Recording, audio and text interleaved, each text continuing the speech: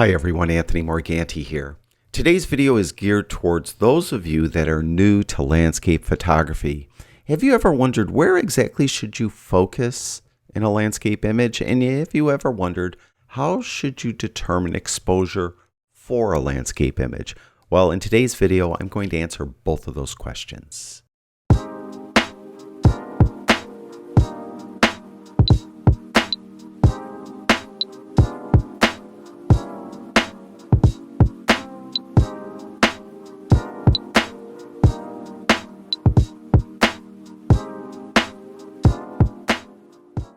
Before I talk about focus and exposure, let's talk about two other factors involved here. The first is ISO.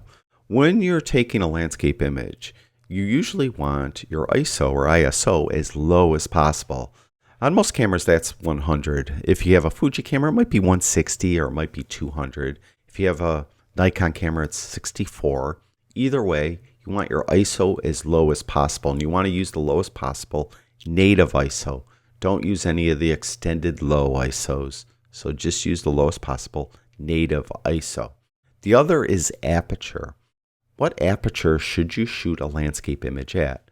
Well, back in the day when I first started photography, I was 15 years old, and I thought that if I stopped my lens down to f/22, I would get the sharpest image possible because f/22 gave me the most depth of field. Well, that isn't the case, because if you stop a lens down too far, you're going to start inducing distortion in the image. This distortion is called lens diffraction. All lenses do it. If you stop them down too far, you're going to start to lose some of your sharpness. So what you're going to want to do is find the sweet spot of the lens. And for lenses, the sweet spot is usually 2 to 4 stops, stop down from wide open. Now what that means is if you have a lens that is wide open at f/2.8, one stop down is f4. Two stop down is f/5.6. So I mentioned 2 to 4 stops is optimum. So 5.6 on an f/2.8 lens would be a good aperture to use. 3 stop down is f8. That's a good aperture to use. And 4 stop down is f11. So f4 is 1, f/5.6 is 2, that's a good aperture to use. 3 stop down is f8, that's a good aperture to use.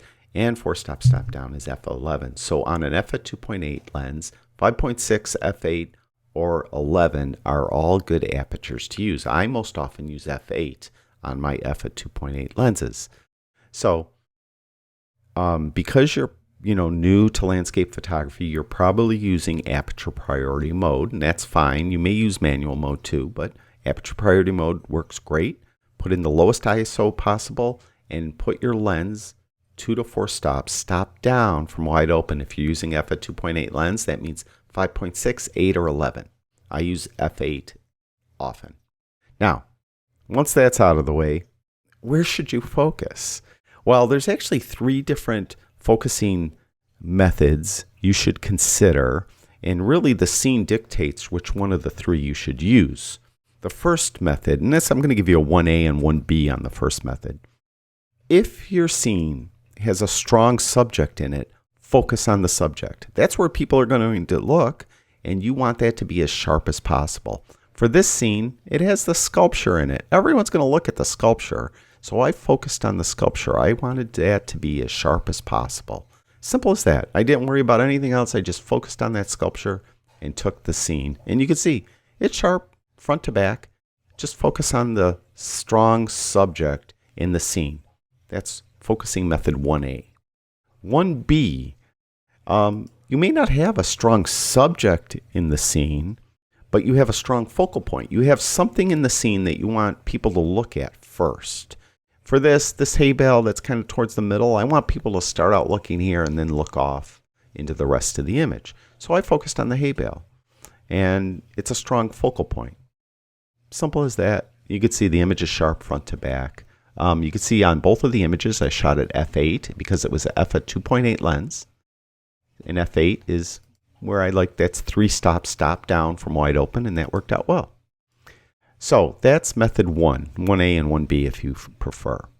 Method 2, if your scene does not have a strong subject in it, for example, this this scene really doesn't have a strong subject in it.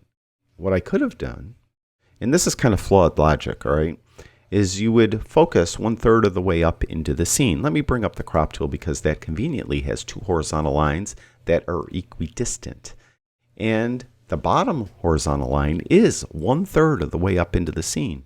So what you would do is you focus 1/3 of the way up into the scene. And why I say this is kind of flawed logic is lenses at any given focal length will have twice the depth of field beyond a focal point as it will in front of the focal point. So theoretically, if I focus on the top of this hay bale right here, I would get twice as much depth of field beyond that focal point as I do in front of the focal point. And the thinking is, if you focus 1/3 of the way up into a scene, the entire scene will be in focus. Well, that's not really the case because it just doesn't work that way, but it does work well in practical use. Focus 1/3 of the way up into the scene if your scene doesn't have a strong subject in it or a strong focal point in it. And in this case, 1/3 of the way up, it just happened to be the hay bale, so it worked out well for me. So focus 1/3 of the way up into the scene, and you'll probably use this method more than any other on a normal landscape image that doesn't have a strong subject in it. Now, the third method I actually don't use anymore. I used to use it back in the past, and that is hyperfocal distance. Hyperfocal distance is really a scientific method where you would focus on a specific distance from the camera that is scientifically proven for the focal length and aperture you're using to give you the maximum amount of depth of field for the scene. How do you determine that that actual point of focus, that hyperfocal distance? Well, there's an app. There's tons of apps, actually. I just Googled this. This is hyperfocal. I don't use this app at all, but it's just I Googled it. I found it right away. And this actually does a number of things. And one of the things it does is hyperfocal distance.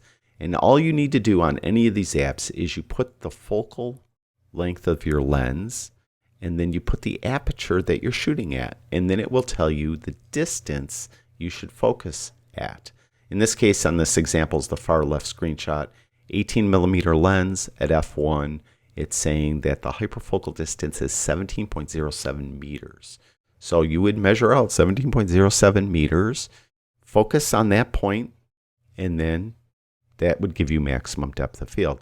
Now, in reality, most people that use hyperfocal distance, they don't actually measure out, usually at least 17.07 meters. They kind of guesstimate it and use that as kind of a rough guide. It's kind of the same as focusing 1/3 of the way up into the scene, to tell you the truth. You're kind of, getting an estimation that should give you a pretty good, depth of field.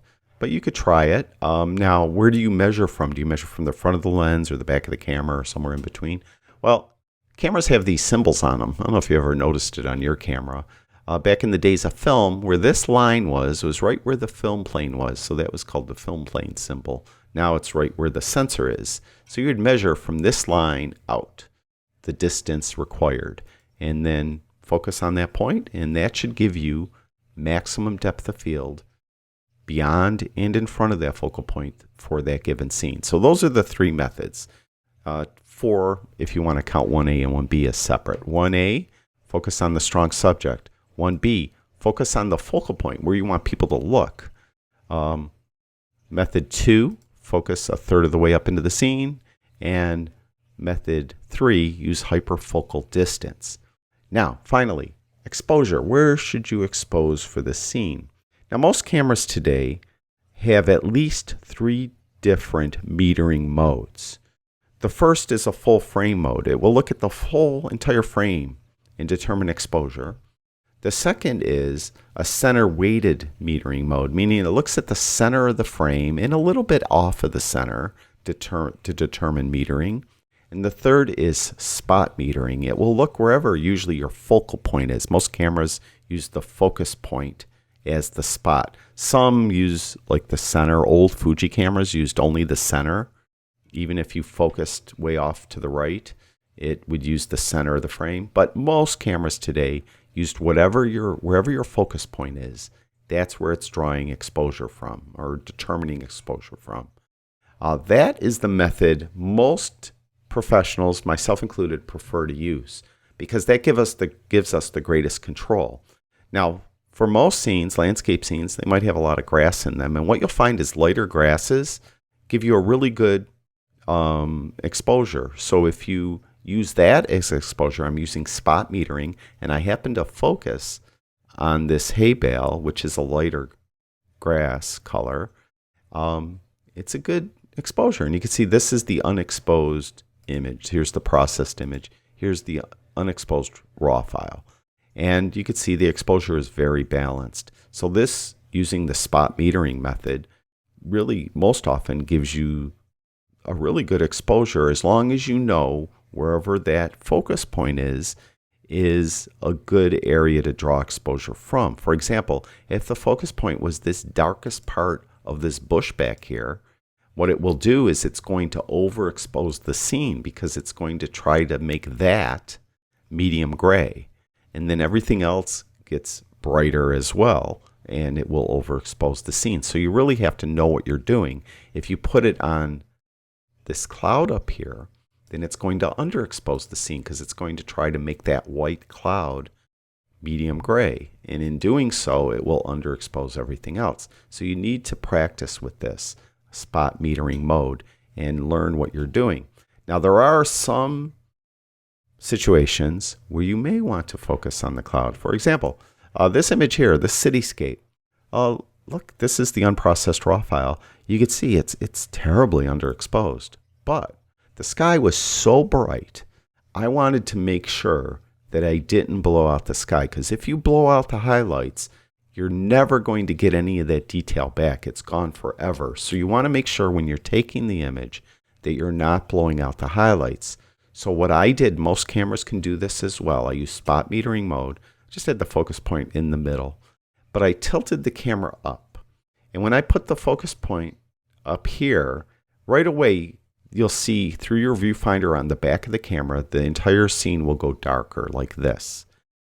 Have to press the shutter, and you're holding that exposure. Recompose the scene, focus with the back focus button, or pre-focus, and then point your camera up. You'll see everything will darken. Have to press the shutter, so you're holding that exposure. Recompose, take the photo. You took this underexposed image, but then you could process it and you don't have any of the sky blown out. That's why many of us prefer to use that spot metering, is we could determine exactly where to meter from by using the spot, the focus point. Put it where we want it, and that's where we're going to draw exposure from. Now, there's another way to do this that I use sometimes, and maybe many photographers use exclusively. That's something called blinkies. These are the overexposure or highlight exposure indicators. Most cameras do this. It's usually a menu item that you would turn on. And what happens is, let's say I had my camera on a tripod. This is when I would most often use it, because if I have my camera on a tripod, it's rather inconvenient to tilt the camera up or to move the focus point up into the sky area to get exposure, and then half press the shutter button and hold that in while I recompose or move my focus point where it needs to be or anything like that. So with the blinkies, or the highlight exposure indicators turned on, what will happen is, if I'm blowing out the sky, in this case, the sky is the bright area, it will blink through the viewfinder or on the back display. That's telling me that I'm blowing out the sky. So what I would do is I would put the camera in manual mode. Since I most often use F8, you can see I shot this at F8. Put it at F8. I'd have my ISO as low as possible. This was taken with a Fuji camera, and the lowest ISO was 200. So at lowest ISO possible, F8, manual mode, and then I would adjust the shutter speed until the blinky stopped blinking. That means then that I'm not blowing out the sky anymore, but I'm probably getting an image that's underexposed. But that's okay, the sky isn't blown out, and then I could return that detail to those darkest areas in post-production. So that's another way to determine exposure for a scene. So my recommendation to you, as far as exposure is concerned, is practice with spot metering. It isn't something that you're going to all of a sudden use perfectly right away. turn it on your camera, and then move that spot to various points in the scene, in a scene like this that has a lot of dynamic range. And you'll see through your viewfinder on the back display, the scene's going to get noticeably darker or lighter. And just remember that most often you want to be very careful with the highlights with digital photography, because if you blow out the highlights, you will never be able to get any detail back in post-production. Conversely, often with digital photography, when you're shooting, if you underexpose an image and the shadows are very dark, you'll be able to get that detail back in the shadows. At a cost, though. In that case, you'll often get a lot of noise in the shadows, digital noise, but at least that detail is there. So that's why with digital photography, we're more often concerned about blowing out the highlights than we are with crushing the shadows. So that's just something that I think spot metering helps us with, and that's why I think you should practice with spot metering. Now, conversely, if you shoot negative film, it's the opposite. You want to be sure that you're not crushing the shadows, because there's no amount of post-processing you could do to bring any detail back in the shadows. And the sky, you could usually get the detail back in the highlights with negative film photography. So it's kind of the opposite as far as that is concerned. So hopefully this helps you, the beginner to landscape photography, learn how to better focus for a landscape image and how to better determine exposure for that image as well. Thank you, everyone who watches my videos. I really do appreciate it. I'll talk to you guys soon.